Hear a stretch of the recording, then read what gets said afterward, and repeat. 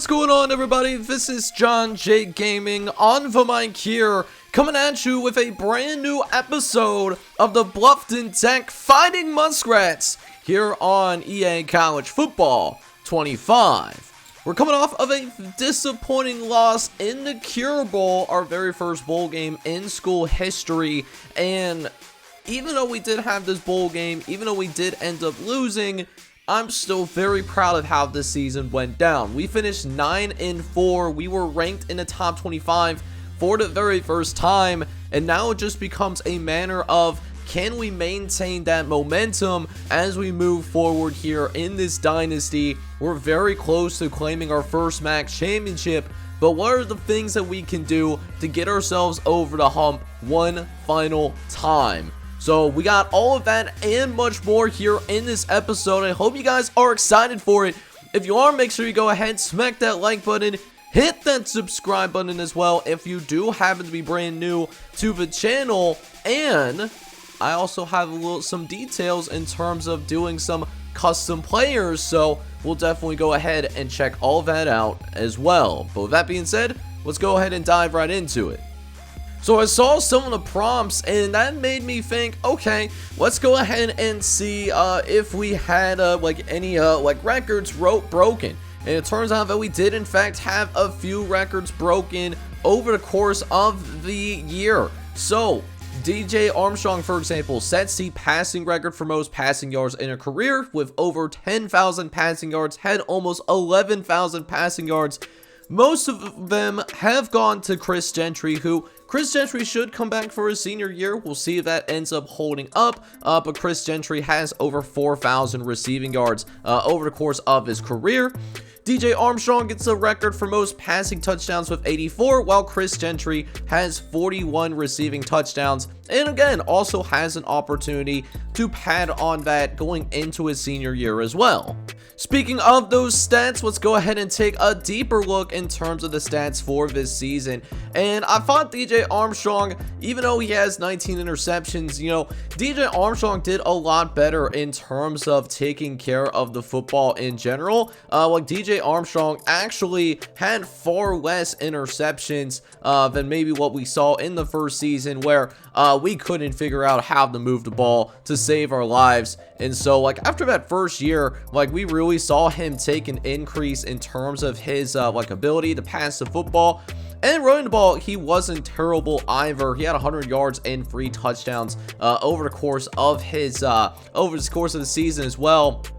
One thing that I wish we could have been able to do is get the backups in at some kind of point. JoJo Thompson, I'm thinking, could be our starter moving forward, but depending on what progression looks like, we could also explore the idea of bringing a quarterback in through the transfer portal to at least compete with JoJo Thompson for that starting quarterback job, because I don't know if he's actually ready to be a starter at the FBS level or not. Running the ball, though, I know that we are a passing team, but I will say this, though. We really did end up seeing a silently great season from Will Peoples. This is a guy that averaged almost 90 yards a game. He had 1,100 yards on the ground, 10 touchdowns as well. He could come back for his senior year as well. That could be up in the air depending on what he ends up deciding to do. We'll just have to see how everything shakes out.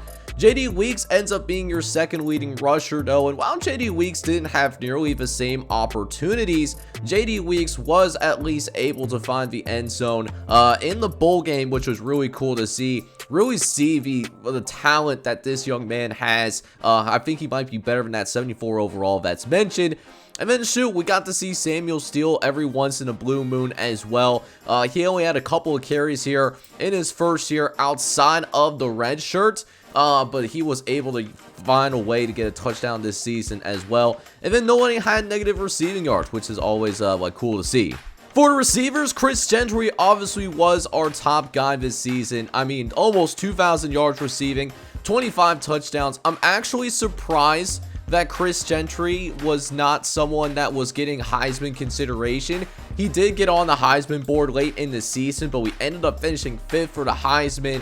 But to have someone like him on our team and what the connection that he has with DJ Armstrong, it is really amazing to watch. And so I'm very excited to see what kind of improvement he can make going into his senior year, because he definitely plays better than a 78 overall, and I genuinely believe that. Javon Morvo is not to be outshined, though. He also had a very good season. Just one of those guys that came out of nowhere, right? Javon Moore was someone that did not have very much playing time going into this year. I mean, look at what he did. First couple years, he only had 3 catches total, and that was it. And those 3 catches, I'm pretty sure, came in like garbage time. And then last year, he didn't even play.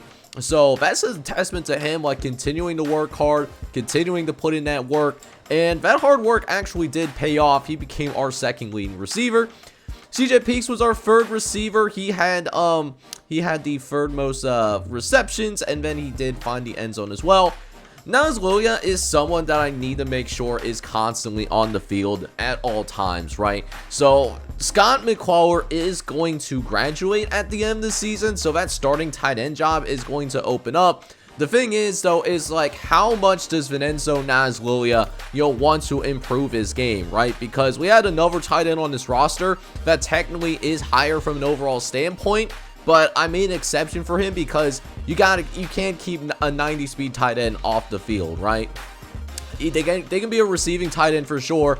So Naz Lilia, man, I really enjoyed his game, and he made some great plays for us this season. I just hope that he can put in that improvement so that we can actually see him on the field a lot more than what we saw him this year. Meanwhile, speaking of Scott McClellan, he was a solid target for us with 28 catches and 312 yards, but he was primarily more of a blocking tight end more than anything, so it's kind of like a Thunder and Lightning duo, like in our tight end room this season, it seemed like. Will Peoples made some solid catches, and then Scooter Page, the senior in his final year, had a decent year, 120 yards, couple of touchdowns. He's a solid role player, but nothing too crazy there. And then Tanner Malam found a way to find the end zone a couple of times as well. Now, defensively, this defense certainly took a step forward, although I think there is certainly still some room for improvement that we can do. Now, for example, Nash Berte led the team in tackles this year. While they were mostly assisted tackles, Nash Berte definitely was someone that was all over the field and could come back for his senior year as well. He had 141 total tackles this year between like solo and assisted tackles. Porter Lindstrid and Malik Moon were also able to eclipse 100 total tackles on the year, which was really cool to see. And then Sue Render, the freshman redshirt, actually really made an impact his first year on the field. He was redshirted last year, but Sue Render really came out and balled out for your Finding Muskrats, which was a really cool dynamic to see, if we're being honest with ourselves. We also were able to get improvement in our pass rush. I mean, you saw that several different guys managed to get to the quarterback, but our leading pass rusher was absolutely Ellis Berry this year. As a sophomore, was able to get double-digit sacks at the college level, which is a really encouraging improvement. Ellis Berry had 10.5 sacks, but had some help as well. James Couch-Smith and Devin Skates both had 5 total sacks, and then Cade Bloom did his thing with 4.5. Nash Berte had a couple, and then Malik Moon and Jake Jackson, like those types of guys, like they both also had multiple sacks as well. Another improvement that I saw over the course of the season was our ability to create turnovers, though. Malik Moon was a ball hawk. We're hoping to have him back for his senior year, and Malik Moon had 5 interceptions over the course of his of the season. Malik Moon was able to get 5, but he wasn't the only one with multiple interceptions. Honestly, the secondary in general just balled out for us. DeMervin Holland had 3, and Vladdy Kolensky also had 3 interceptions. Hunter Haynes, the backup free safety, he was able to get a couple as well, backing up Sue Render, but was a good quality role player for sure. And then a few other guys able to find getting some INTs. Porter Lindstrid, the junior. Cordell Torrance, who is being redshirted here as a freshman. He did play in 11 games, but didn't really make much of an impact other than special teams. Randall Glenn did get an interception, and then so did Stephen Brantz, the backup strong safety for us here, and it's going to be an eventual starter once Porter Langford does decide to graduate. And then finally, we had our fair number of forced fumbles this season as Malik Moon, Nash Burte, Draymond Gates, and Elijah Greenwood Jr. Those were all guys that did force fumbles this year, and they were all recovered and then some. Nash Burte, Ellis Berry, both had multiple fumble recoveries. And then JB Christian, the backup outside linebacker, former 4-star recruit, he also ends up getting a fumble recovery as well. Hoping that he can take that step here in his third season in the program, because he's someone that I would really love to get on the field as someone that is a maybe a former 2-star recruit, but at the same time has really good and promising ratings, just as someone that's already a 74 overall. But overall, I think what I want to see is just putting ourselves in a position to where we are, in fact, being more consistent on the defensive side of the ball, right? Because here's how I viewed things, right? Because I was taking a look at the schedule from last, yesterday, before I even started to record this. When our defense allows more than 30 points, that's how we lost all of our games, right? We never lost because of our inability to put points up on the scoreboard. I think it ends up being 2-4 when our defense allowed more than 30 points. But if we kept them under 30 points in the entirety of the game, then we ended up winning every single time. We ended up finishing 7-0 when we accomplished that. So if we can come out here and get some more consistency on the defensive side of the ball, I think that we are going to continue to be a force to be reckoned with in year number 4, because I do think that we absolutely established ourselves as one of the top players in the MAC, even with all the realignment that's going to be happening in the background. But I wanted to take this time to see who we managed to get on the All-American list and who maybe made it onto at least an All-Conference list. Chris Gentry was an All-American this year, and as a first-team All-American too. Rightfully so. This is someone that did win the Blinicoff and was finishing 5th in the Heisman Trophy race, so absolutely love that we managed to get on this All-American list as a senior, mind you, which is a crazy part. So he still has another year of eligibility that I'm truly hoping that he uses, and I think he does, because he is only listed as a 78 overall, so I think we could possibly get away with that. As for any other All-Americans, I'm looking through this list, and it seems like Chris Gentry might have actually been the only All-American that we had this year. But with that being said, we probably will end up having more guys on the All-MAC teams, just because we were one of the better MAC teams in the conference, right? As we didn't have anyone on the freshman All-American list either. Now, taking a closer look at the all-conference list, though, got quite a few people in here that were not on the All-American list at least.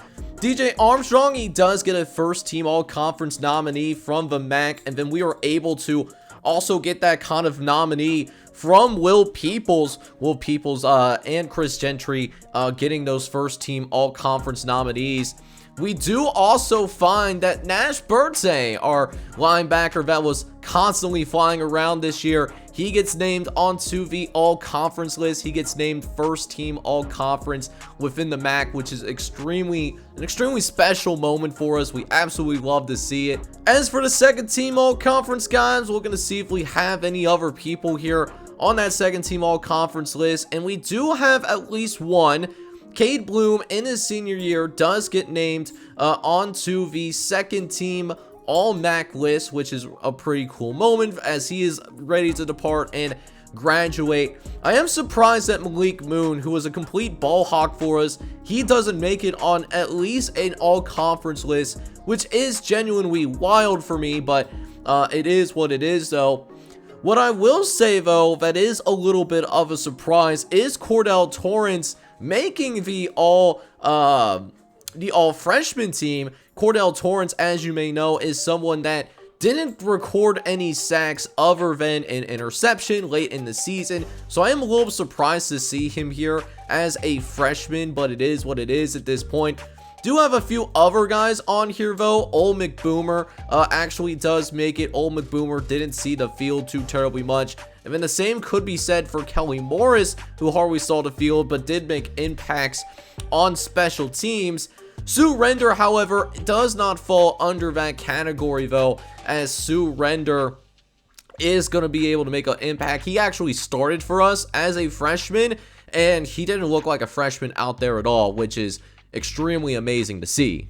Now, with that being said, and what I was interested to see was that we actually did get a new offensive coordinator. So I actually simmed multiple weeks because I actually did not think that we were going to have any kind of issues in terms of like losing coaches, but apparently I was wrong, to be honest with you guys.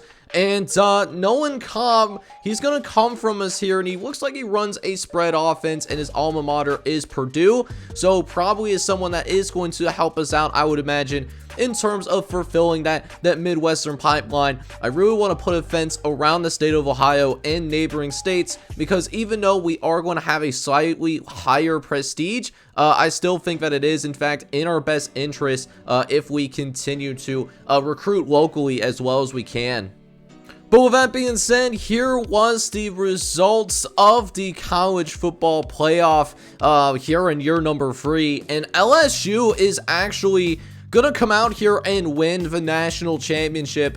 The LSU national champions, they did it as a 12 seed, and they did it coming from the Sun Belt, doing it a year after they were so bad that they were kicked out of the SEC. They beat Oregon 34-17, and they did that on the road. They also beat a 4-seeded Charlotte 49ers team in a shootout of a classic, 52-45. They then beat Michigan by a field goal in the All-State Sugar Bowl as part of those semifinal games. And then finally, LSU was able to take down Nebraska in the national championship game. So LSU not only getting the benefit of getting out of the Sun Belt and moving back into the SEC, LSU is also going to come in back into the SEC as your defending national champions as well. Also, a shout out to my Cincinnati Bearcats, who did make the college football playoff as well. But one of the more difficult parts of any offseason is saying goodbye to the players that are on this team, but they are going to be graduating. But taking a look at this list, to be honest with you, we do not have very many seniors at all, which makes me extremely optimistic about our ability to come out here and be a much better team going into season number 4. Now, we are losing a few key guys though. Mainly, we are losing our starting quarterback, DJ Armstrong. So that is going to be a top priority, is figuring out who our starting quarterback is going to be, whether it is somebody that is currently on our roster, or if it's somebody possibly in the transfer portal that we do want to go after, or maybe it's someone that we already picked up in high school recruiting that could be that starter for us day one. Scotter McQuarrie is going to be graduating. He was our starting tight end for us as well. So there is going to be a battle for that tight end spot, whether it be, like Jay Ballmer, who's on the roster, was our tight end 3 this year because of a personal coaching decision, or whether it be Nas Willia, who isn't a very good blocker, but he is kind of that Kyle Pitts archetype, being able to threaten it in all areas of the field. Cade Bloom, he started for us on the defensive line. He was second team All-MAC and was a foundational piece on our defensive line. And then a few other players that didn't make as much of an impact. Scooter Page was a role player, so we're going to have plenty of talent like at the wide receiver spot. Aiden Kramer, who was our starting right tackle, but it seemed like every game Aiden Kramer was getting hit with a holding penalty, so it's not the worst thing in the world to lose a starting right tackle. Tanner Milan was a role player. Carl Navarro was a backup. He came in occasionally and mopped up duty for DJ Armstrong. And then Hunter Haynes was our backup safety as well. So all things being considered, we really are just losing 4 seniors to graduation that were in the starting lineup. But with that being said, we should have 18 returning starters. 10 of them are going to be on the defensive side of the ball, and then the other 8 players being on the offensive side of the ball. So I think our defense is going to be extremely good if they're willing to put in the work. So now we get into recruiting, and we're taking a look at what we've done so far in high school recruiting. And to be honest, we've brought in a very solid recruiting class. I know we're ranked in the top 30 in high school recruiting as of right now, but I think I want to be done with high school recruiting because I've already captured my needs both for this season as well as possibly next season and 2 years from now as well. So with that being said, it makes me think about what we want to do in terms of recruiting. Do we want to stay at 23 guys, or do we possibly want to add some more people? Because you do realize we are only losing like a handful of kids, so we are already looking at a spot where we're going to have to cut some people. So with that being said, we're going to take a look at the transfer portal, see if there's anyone that captures my attention. Alright guys, so I took a look at what our what the transfer portal is looking at for us right now, and my jaw almost hit the floor with the quality players that are actually interested in us and have very high ratings, right? So with that being said, first player that I'm definitely going to put in is Nicholas Deloach. He is a 4-star corner from Missouri. He was playing with the Missouri Tigers this year. And we're actually currently sitting 4th on his list, and with teams like Indiana, Michigan State, and Iowa on here, plus we have that A+ in playing style as well. That's someone that I definitely want to try and bring in for sure. But that wasn't the only players that were in our that were really interested in us as well, which is extremely awesome to see. So we saw that there are other players that want to see what is up with us. So Christian Alagro is another guy. He's a 4-star middle linebacker from Northwestern. He's going into his senior year. We definitely want to bring him in as well. Just love to bring in that quality talent. R.W. Cobb is another one. He's a junior that played for Western Michigan. So this is within our conference. This was someone that actually did give us a tough time. So would love to bring him in as well. Could set up a little bit of bad blood between us and Western Michigan. But it is what it is though. In addition, Spencer Kishbaugh, a linebacker from Berwick, Pennsylvania. He's definitely interested in us as well with that A+ in passing in play style. So Spencer Kishbaugh, man, looks like a baller. I definitely want to bring him in as well.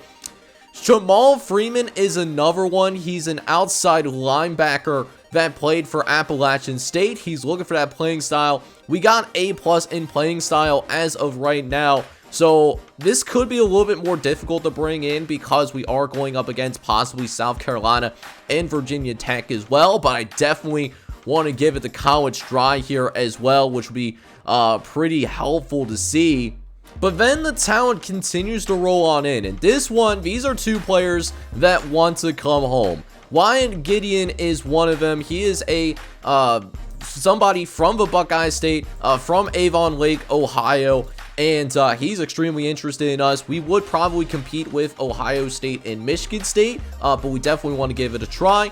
And then Shamir Dodson from Northwestern is looking to come in. Northwestern going to be joining the back here in this season. So if we could poach one of their players, that would be extremely helpful to see. And then, of course, there is the 4-star defensive end, JV Waters out of Michigan State, also in the MAC as of right now. Right now, competing with the likes of Michigan, Purdue, Penn State, and Notre Dame. But we definitely want to put our name in the hat for that one as well. And I think that's what we want to do in terms of the recruiting. We might possibly take a look at what's happening, but I mean, a lot of interested defensive players. We're going to have a world-class defense if we can bring a lot of these guys in.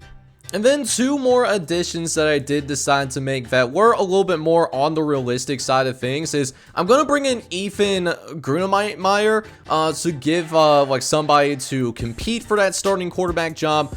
He's looking for playing style and like definitely want to give it a try because we do have that A+ in playing style. We definitely like to go after like those those people that are interested in us, and certainly Grunkmeyer fits it bill. We're in his top 3, and we have a pipeline boost that's going to help us out in recruitment against Temple. And that, my friends, is going to be our transfer board. Let's see if we can go to work here, and let's see if we can mess around and bring some of these high marquee players into our program.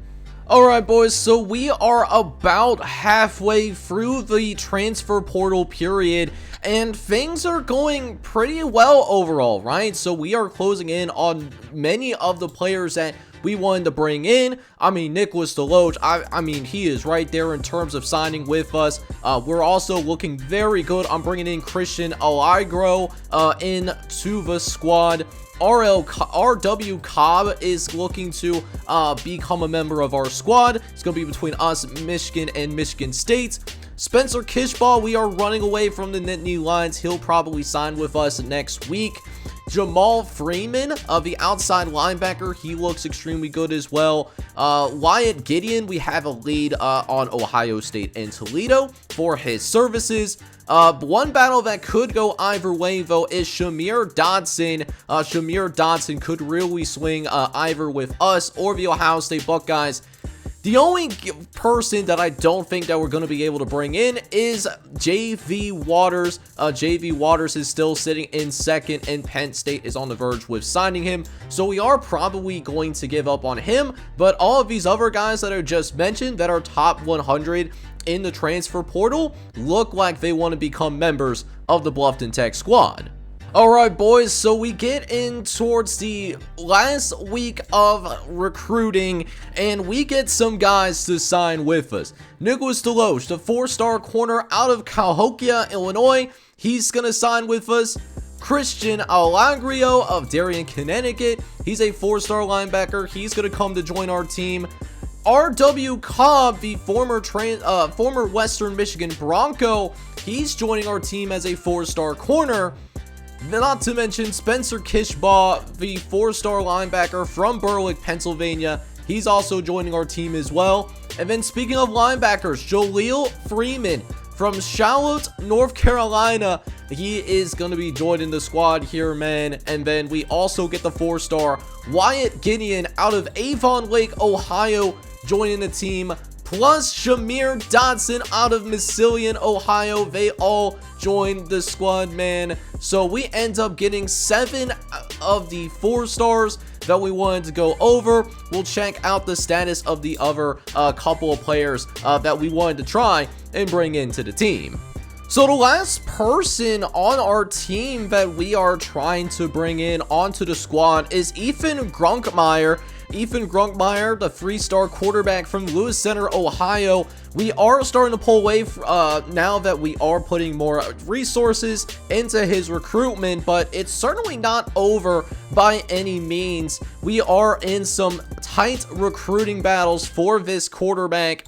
Eastern Michigan, Ohio, and Temple. Those are all players that wish for him to come to their program and get that opportunity to start potentially. He is he's going to have a couple years of eligibility remaining. So now that we are all in on Ethan Grunkmeyer, hopefully that is more than enough to get this guy to come to our school and be a part of our program.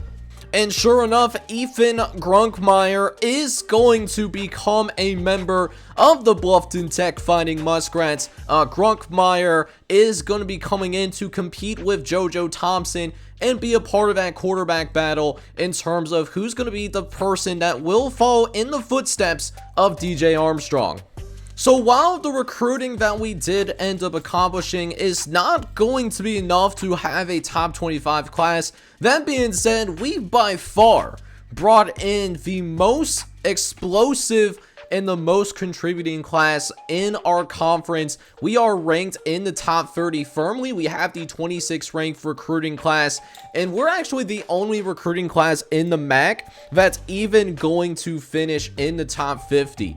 The next class that comes in behind us is this Indiana squad, but Indiana didn't even finish in the top 50, and frankly, they're barely even in the top 60 here, as the Indiana Hoosiers are going to ultimately make that transition into the Big Ten. So this second best class is something that we're not going to even have to worry about, at least not immediately, and at least not right away, right? But here's the other like classes real quick within the MAC. And it looks like there are quite a few programs that had a hard time bringing in quality talent. Buffalo and Kent State in particular did not even so much as bring in a 3-star player. Meanwhile, this is what the recruiting rankings look like in the Big Ten, and if we were in the Big Ten today, we would have the 5th best class in the Big Ten, so we are comparable to a mid-tier Big Ten program, which is promising to see, and hopefully that means we can absolutely compete moving forward. And then we check out what's going on in terms of some of the other newcomers that are hanging in towards the bottom. Central Michigan is in here. They're in towards the bottom, but a decent class at 71st. Toledo is outside of the top 100. They hardly bring in a dozen players. And then Northwestern, who is joining the MAC next season, they are in the bottom of the Big Ten in recruiting. They only managed to sign the 110th recruiting class. So with that being said, guys, we take a quick look to see what the like development traits in for the players that we brought in, and it looks like for like Deloach, we got some impact guys here. Just looking to see real fast if we did end up like bringing anybody that could at the very least have like a star or an elite trait. So Ethan Grunkmeyer actually has star development trait, so that does bode extremely well for us. We're very excited to see that, as the 3-star quarterback could be absolutely our quarterback of the future, especially if he does have that ability to really get a brief and firm understanding of the offense like moving forward. And then we take a look at the high school players that we did end up bringing in. Christian Ansa does have the star development trait, which is pretty cool to see. Tony Waffer is also a gem 3-star. He got impact. Jamichael Sneed also has star development. We love to see it. The 3-star out of Sydney, Ohio. Looks like we do have some normals here. Jaquez Frost out of Columbus. He's a 3-star middle linebacker. He also has the star development trait as well. Jamison Dukes, he's a 3-star tight end who has impact, so that's cool to see. Coco Hillhouse, a 3-star athlete, looks like a scrambler type, someone that could absolutely be a problem. 95 throw power, 82 speed. He's got that star development trait as well, which is gonna absolutely be a problem. Eric McCrary, the 3-star wide receiver, he's an impact guy. James Marvin is an impact guy. Melvin Banfield, the 3-star corner, also an impact player.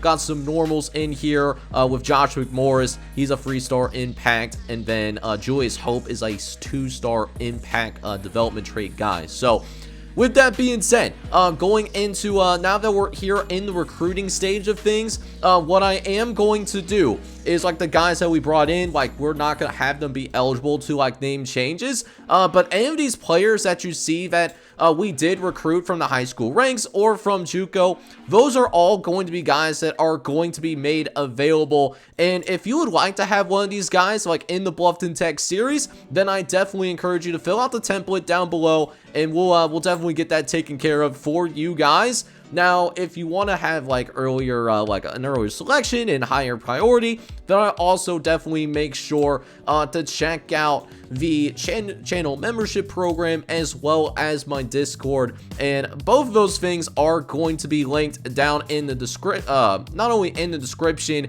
but it will be a pinned comment to this video as well for you guys to go ahead and check out. That being said, can't wait to see what kind of custom players that you guys come up with as we start to embark on season number 4. And with that being said, let's go ahead and jump right into position changes now. Alright guys, so we embark on position changes here in the off season, and what's very clear to me is that we do have plenty of talent on this team, but we do have to make some light adjustments, right? So George Everson is one of them. He's right now listed as a backup left tackle. What I am going to do is I'm going to move him over to the right-hand side, move him over to right tackle, because this is what our right tackle list is looking like, and I frankly don't trust Alex Grubbs or Alex Abiajo to start for us unless they both make significant jumps like here in the offseason. And then Alex Abiajo will probably move over to left tackle and let Alex Grubbs be a backup for the time being. But the first thing that we are going to do before worrying about any of that is that we are going to jump into the athletes that we brought in and trying to figure out where we want to put them on our football team. So the first one is Coco Hillhouse. Coco Hillhouse was listed as a quarterback, and it turns out that Coco Hillhouse actually works pretty well as a quarterback. So we are going to put him there, and that will in fact put him in a spot to where he would be listed firmly as the third string quarterback, could start for us someday once both JoJo Thompson and Ethan Grunkmeyer ends up graduating. The next athlete that we do have is Orlando Mass out of Lucid, Ohio. Now, on the surface, he seemed like he is kind of like that running back type, but there was somewhere else that he could definitely go. Could be a utility player at fullback, could be one of those gadget guys for us, and I think that makes a lot of sense for Orlando Mass, so we're going to put him there. We also have James Marvin, who's a run stopper, probably somebody that could be a defensive lineman, and sure enough, multiple spots that we can definitely place him on the defensive line. It's just a matter of, do we want to put him at that right end position, or do we want to go ahead and put him at like a linebacker spot? So we'll figure that out in a little bit. So we'll go to Josh McMorris, who I want to take care of, and it's kind of the same deal. Josh McMorris is also another one of those guys.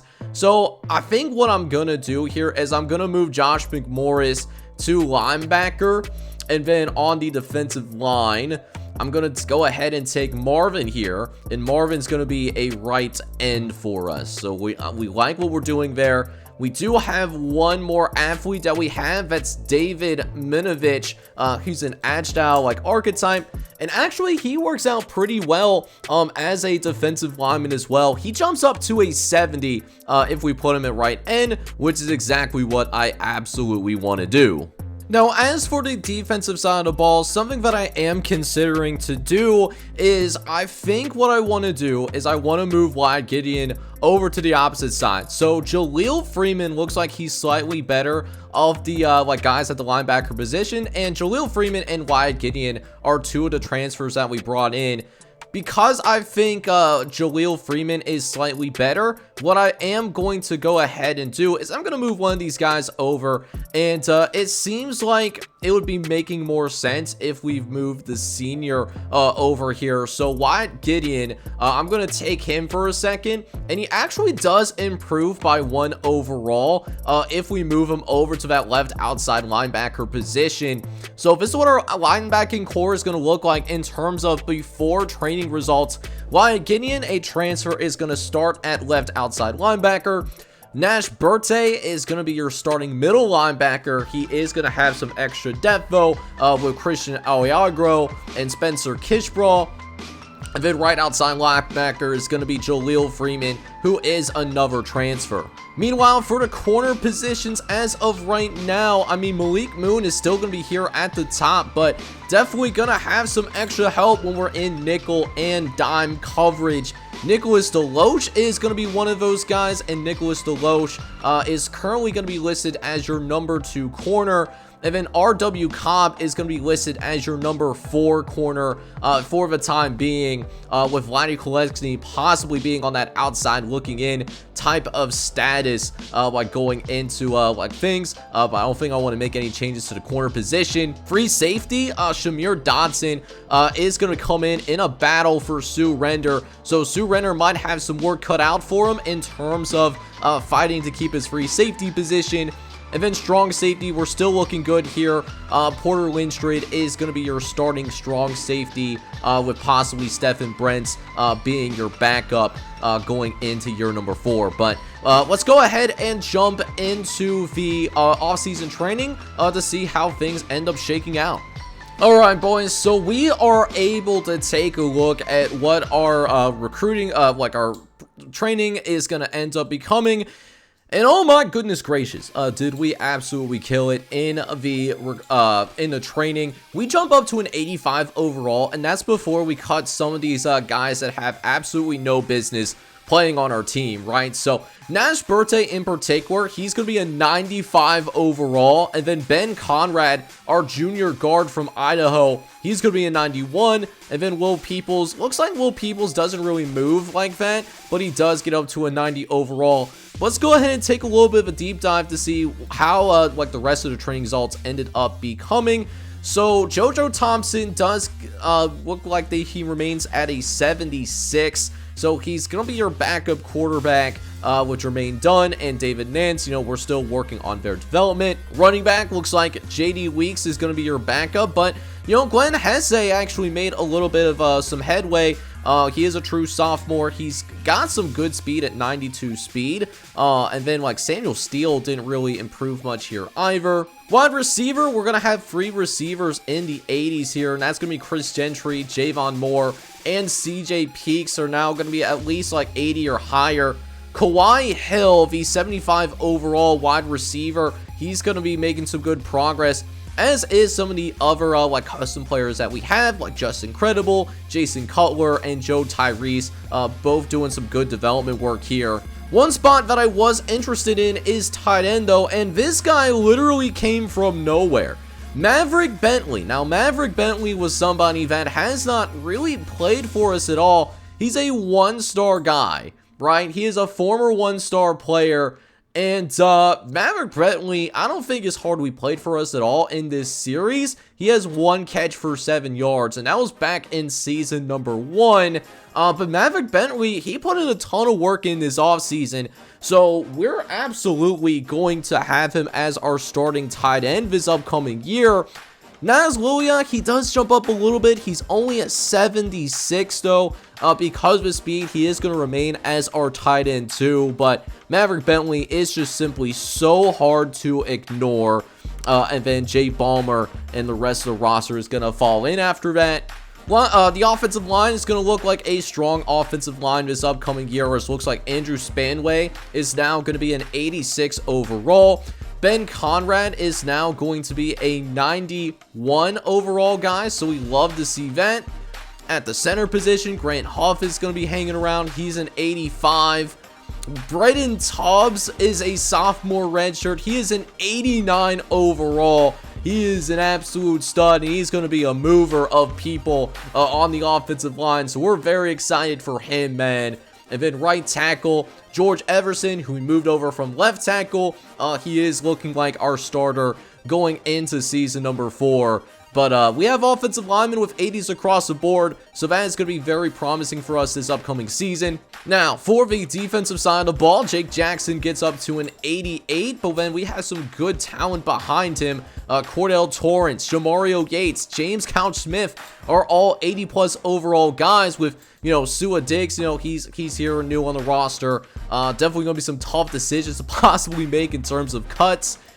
John Decker is going to retain being the starter here at your right end spot, with Ellis Berry now being the backup. John Decker IV has surpassed him. At defensive tackle, Devin Skates does come in. He's going to be our top defensive tackle.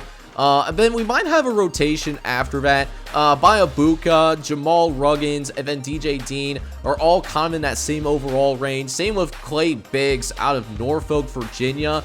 So we're definitely gonna have some interesting things to go through there, for our second defensive tackle spot. Linebacker Cameron Tice is gonna make its case to be your starting left outside linebacker, with Wyatt Gideon, the person that we brought in as a transfer. He doesn't improve at all. So Cameron Titus as a freshman is likely going to get the start above Wyatt Gideon, even though Cameron Titus is the freshman redshirt.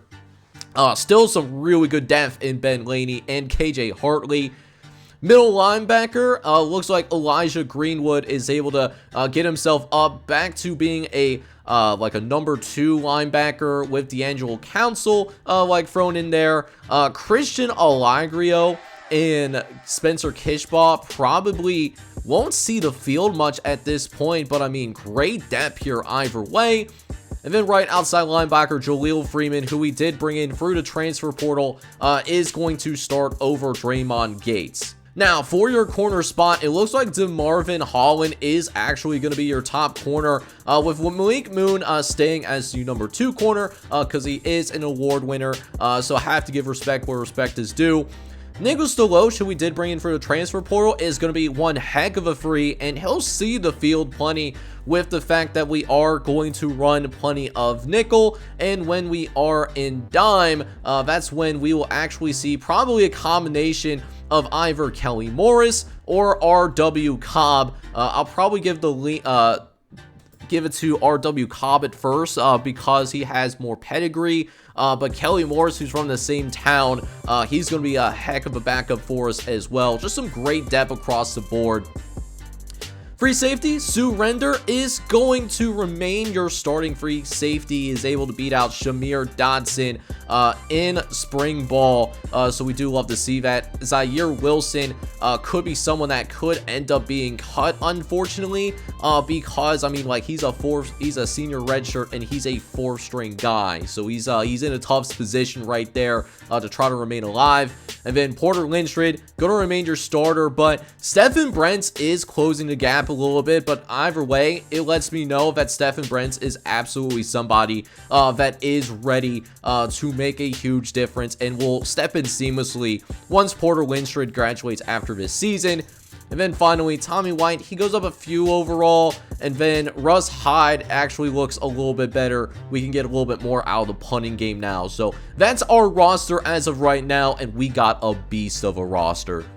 Hey, but before we worry about what we got going on in terms of who we need to cut, we do get some updates in terms of who is going to be moving to what conference as part of realignment. So, starting with with the American Conference, Boston College, they did not win a single game in the ACC, so they moved down to the American.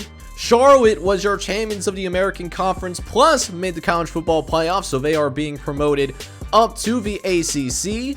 The Big Ten, meanwhile, the Big Ten is going to see the return of the Indiana Hoosiers. They make their comeback after a brief hiatus in the MAC. As for the Big 12, the Sam Houston Bearcats will be welcome as they won the Conference USA Championship within the Conference USA. Speaking of Conference USA, because Arizona had the poorest performance in the Big 12 this past season, they have been relegated right back down to the Conference USA. This is their 2nd relegation in the last 3 years. Meanwhile, in our conference, we will be welcoming Northwestern, who finished with the poorest performance in the Big Ten this past season. The Northwestern squad was replacing Indiana. As for the Mountain West, Nevada is welcomed back into the Mountain West after just a 2-7 season within the Pac-12. Speaking of the Pac-12, the New Mexico Lobos won the Mountain West Championship, and so they get the pleasure of being up here in the Pac-12 among many of these quality programs. In the SEC, LSU is the champions of the Sun Belt and are defending national champions as well. They're back in the SEC. And finally, the Missouri Tigers finished just 1-11, and so as such, they are down here in the Sun Belt. But now things get extremely difficult and they get extremely challenging as well. We have 108 people on this roster right now, and we only have room for 85 guys. So we have a lot of tough decisions that we're going to need to make in order to figure out who's going to remain on this final 85-man roster. So something that I usually do before I start and cutting from the bottom is I take a look at, is there any upperclassmen on our team that aren't even projected to be part of that free deep roster. And so right away, I do see that we have a couple of tight ends that are possibly going to get cut here. So Chad Eden, I think, is gonna have to be one of those guys. He's only a 73, he's a junior, and so I really want to keep Venenzo Nazloya at least as like our 3rd best pure overall tight end, but really he's going to be like our tight end too. So what I'm going to go ahead and do here, I'm going to cut Chad Eden first. So Chad Eden's going to go ahead and get cut. And then we're also going to do the same thing to Marquise Lavelle as well. So that is going to give us a depth chart of Maverick Bentley being our starter. Naz Lilia is going to be our number 2 tight end. And then Jay Ballmer, another senior tight end on our roster.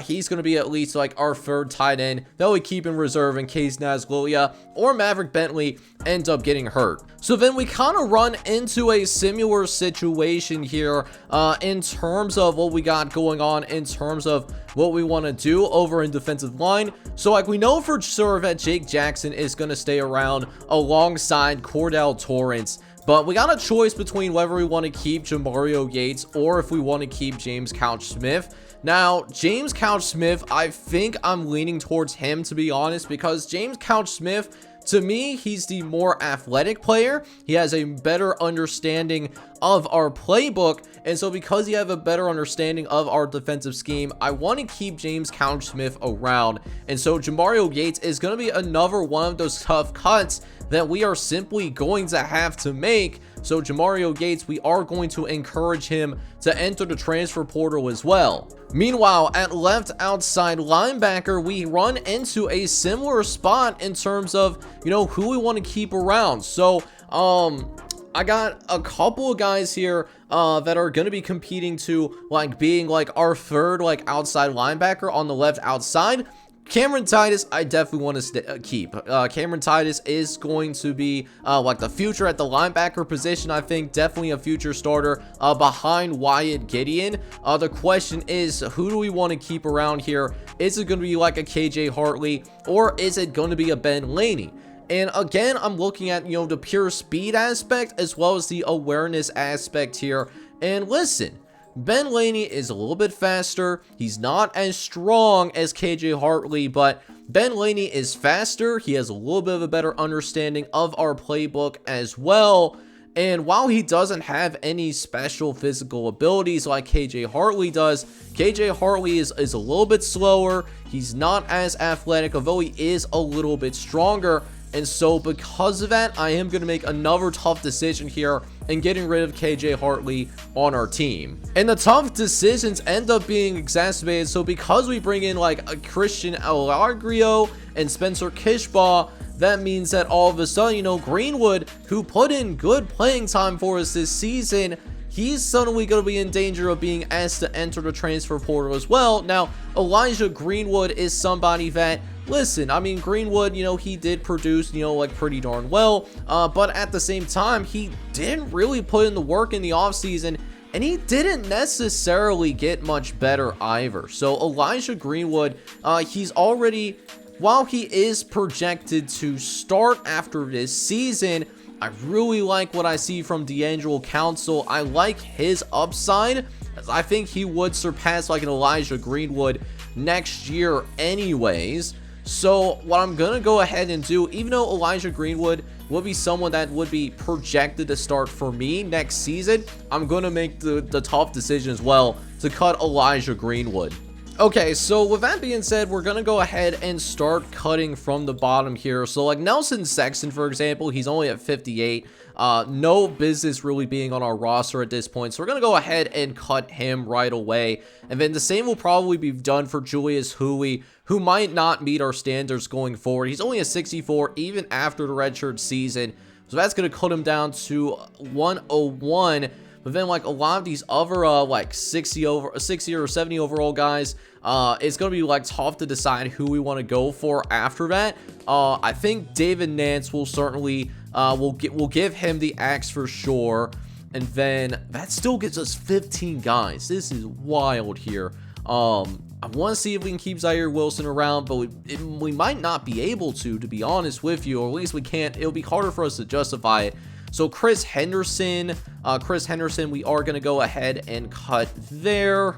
Marcus Cantrell, a backup center for us. He's a sophomore redshirt, does have the team player archetype. We're going to go ahead and cut him as well. Stephen Soliday is a freshman redshirt out of Cincinnati. We actually brought him in through the year number 2 recruiting class. We're going to encourage him to transfer. Same is going to happen to Alex Charlton on the defensive line. We will also cut the axe on Jamichael Ruffin, who has not really gotten better since getting on campus. Ross John, and Ross John was somebody that was our our leading rushers in year number 2. I mean, it's a tough world out here, man. But Ross John is a junior. He's only a 73 overall, and we really don't use the fullback position all that often. We're gonna ask Ross John to leave the team as well. Continuing with the tough cuts, we're gonna ask both Kevin Lincoln and Clay Biggs to enter the transfer portal as well. And then for the next few, I think what I want to do is I think we're going to ask Jamal Ruggins to enter the transfer portal, Andre Barabuka, and Derek Tutt. I think we're going to go ahead and ask all 3 of those guys to enter that transfer portal as well. And then in terms of our remaining non-custom guys that I am going to consider encouraging to enter a transfer portal, we are going to ask both Grant Ambrose, a backup free safety, and Alex Grubbs, who we thought we were going to groom into a starting offensive tackle. I don't know if it's going to happen for him, and it's really starting to turn into a numbers game here. So Alex Grubbs is going to be encouraged to enter the transfer portal. And then the last non-custom that we are going to ask to cut is Grant Ambrose from Canton, Ohio. He's going to be asked to enter the transfer portal as well, which is going to now take us out to a couple of more guys here that we want to try and consider taking care of. And it gets really hard here, guys. I mean, it gets extremely hard. So I know, unfortunately, Zaire Wilson, he just was somebody that really has not developed whatsoever, right? So we're gonna ask Zaire Wilson to leave the team. I hate doing this to a senior redshirt, especially one of your guys' customs. That's why I tried to wait as long as I could to go ahead and cut him. But Zaire Wilson is gonna have to go. And then the last person that we want to cut, I mean, it's tough. It is so tough. So 3 different directions that we could go in. We could either cut Garrett Seabrook, but I think Garrett Seabrook is going to be okay for us, at least for this year, because Garrett Seabrook is still a freshman. He probably has the most eligibility remaining out of the remaining 3 guys that we are going to consider. So that leaves us with Jace Gentry, the sophomore out of Akron, Caleb Jackson out of Lakewood, Ohio, and then JB Christian, who we had such high hopes for, but he just hasn't developed since he's gotten on campus. So we got a middle linebacker, a right outside linebacker, and a strong safety that we're considering to cut. And since we are having someone at a 70 overall already, I think the tough decision is going to have to be made. We are going to cut Jace Gentry, and that's going to finally bring us down to our 85-man roster. We do, however, see where both Zaire Wilson and Chase Gentry end up going after they were cut from our final 85-man roster. So Zaire Wilson, in his final year of college football, he is going to play for the Buffalo Bulls, and he is going to be their 3rd string free safety behind fellow juniors George Redmond and Davion Kershaw. And then in addition to that, Chase Gentry is also going to end up on the Buffalo Bulls, surprisingly, as Chase Gentry actually has a little bit more hope on getting onto the field long term. There is currently the senior Xavier Leonard, who is going to start for the Buffalo Bulls this season. But then after that, it turns into essentially a position battle between Terrence Shaughnessy and Chase Gentry. They'll compete for the starting strong safety position battle at the end of this upcoming season. Alright, boys, so in spite of my best efforts, we actually do not get a chance to play Toledo this season. We beat them badly one time, and of course, they want to chicken out of the rivalry game. But we still are going to have a pretty good schedule going into year number 4, though. The first three games that we are going to play are teams that were bowl eligible last season. We're going to start the season out going on the road to take on Marshall out of the Sun Belt. And then we'll take on the Ohio State Buckeyes. We're going to do it in Ohio Stadium, one of the toughest places to play in the entire country. And so I'm extremely excited for that matchup. And then before we get into the bulk of action, we will have Iowa State, who was good enough to go to a bowl game, but was not invited. This is going to be our first home game of the season. Meanwhile, when we jump into Maction, we will have the first two teams that did beat us in conference play last season. This time we will have Ohio here at home. They're coming into our building. And then we'll take on Northern Illinois on the road. This was a team that did pull the upset on us last year and ultimately did play spoiler, preventing us from competing for the MAC championship and of course that bid to the Big Ten.